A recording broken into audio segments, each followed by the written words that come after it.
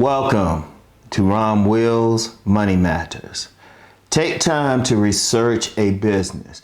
I don't care what the business is. It might be something that you like, you feel a passion for. Okay, that's cool. Research the business. Research every aspect of the business that you can. Talk to people in the business. I'll use myself for an example.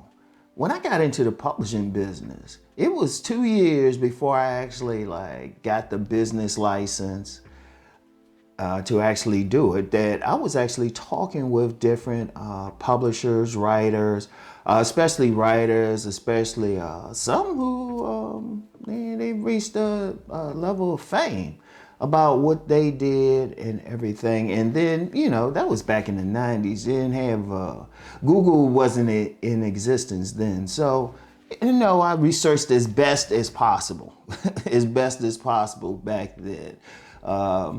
Talking with the few bookstore owners that there were back then, as I said, writers, looking up stuff in the library and everything. Because that's important. That's important because it's one thing to have a passion for a business. Like say, I don't know, your business, you want to make cupcakes. Okay, that's cool. That's really great. But what about the other stuff with it? What about, okay, sure, you can make some great cupcakes, but all right, what about the business license?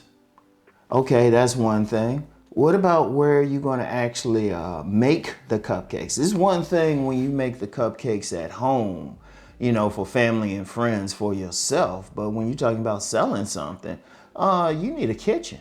You need a commercial kitchen. So you need to look into that. You need to make sure you deal with any health regulations because seriously, I had a friend who had a restaurant and I think the health inspector was probably scorned by her. And I mean, he was jumping on her about some stuff. But you got to pay attention to it. It's important because, you eat something at a restaurant and, they have some critters around there. That could be an issue. That could be a serious issue. So you got to think about all of that. Okay, where are you going to make it? How are you going to market it? Let me talk about that marketing because, and I'll shout out Myron Golden for his wonderful book, Ebony Treasure Map, Road to Riches for African Americans. He says you're not so much in the fruit produce business or even publishing business, but rather you in the marketing business. Because that's a big thing too. Okay, you got a great business idea. How are you going to market it? How are you going to market it? You got to get it out there. What are you going to do? Let me bring it back around to publishing. That's my main thing. I have a good friend who wants to publish a book and great writer. But then the issue then becomes, okay, how do you get this in people's hands? What are you going to do for marketing? You really need to think about how you're going to market your stuff. What are you going to do? What's effective? And it's not always easy to say, oh, I'm just going to advertise. Personally, just putting ads out is tough. It's tough. People only see it for a few seconds. Now you have to have a serious campaign for them to catch on. That's why, advertising agencies make the money that they do. They have to be great at putting out stuff, ads and stuff like that to get someone's attention. But if you're researching a business, you got to figure it out. Maybe getting someone, you got to figure out how you're going to get news of it out. You got to look at little things. How you going to get equipment? Say that you're a plumber. Okay, where are you going to get your equipment from? Or another thing, I remember, I had mentioned the Buffalo Wing guy in a long time, but I remember I was hanging out with him and he went to this place. It was in D.C. I don't know if it's still there because of gentrification, but you wouldn't think anything of it. It was in a generally bad neighborhood, but it was this place you can get stuff wholesale. And Koreans and other immigrant vendors would get their stuff there. And I remember one place, anybody could get the stuff there for a cheaper price. Anybody. And I think some people weren't even vendors and would go in there and get some food. But You didn't know where it was. See, there might be a lot of little things you got to take into consideration. You might have to like look into legal representation depending on what you have. You might have to put a lawyer on standby. I remember this guy, because one time I told y'all, I had to struggle to come up.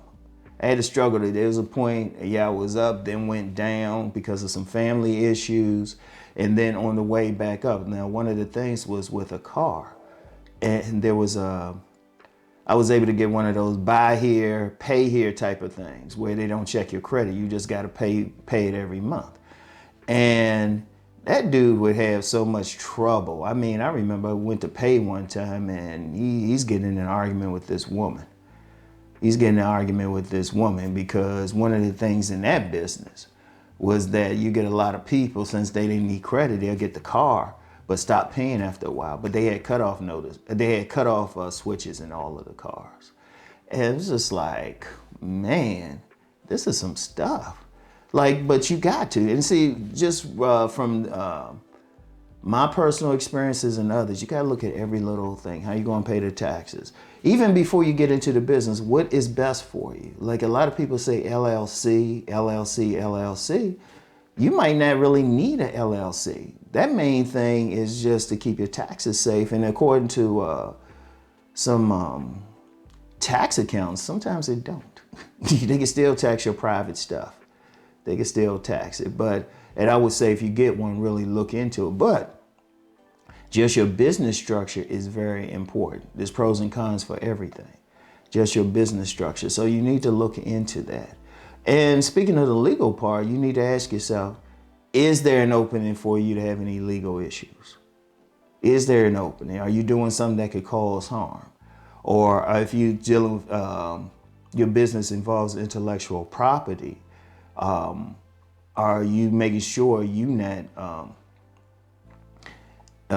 even incidentally taking someone else's idea? Like, let me give a great example for that. Say you have a great idea for a phrase or a saying. One of the things I would suggest you do, like something maybe for a t-shirt, like right now, I got something I'm going to put on a t-shirt, and it could actually create a whole brand. And it's a term that I've used personally for years, but I've never said it online. And I've actually looked for it and everything, and I'll probably trademark it at some point, but I haven't seen it. And it's a big part of my philosophy. But here's the thing. Before I could trademark it, I was looking it up. And even you go to a trademark site, you put it in, they'll say, nah, somebody else got it. But that's part of the research. Like even with intellectual property, you need to make sure you're not stealing from someone else. Or stealing or using somebody else's something. A lot of people get caught up in that. They don't realize somebody else has used that term. Because I had something else for some athletic wear. But somebody else was using the term. I was like, man, it can get like that.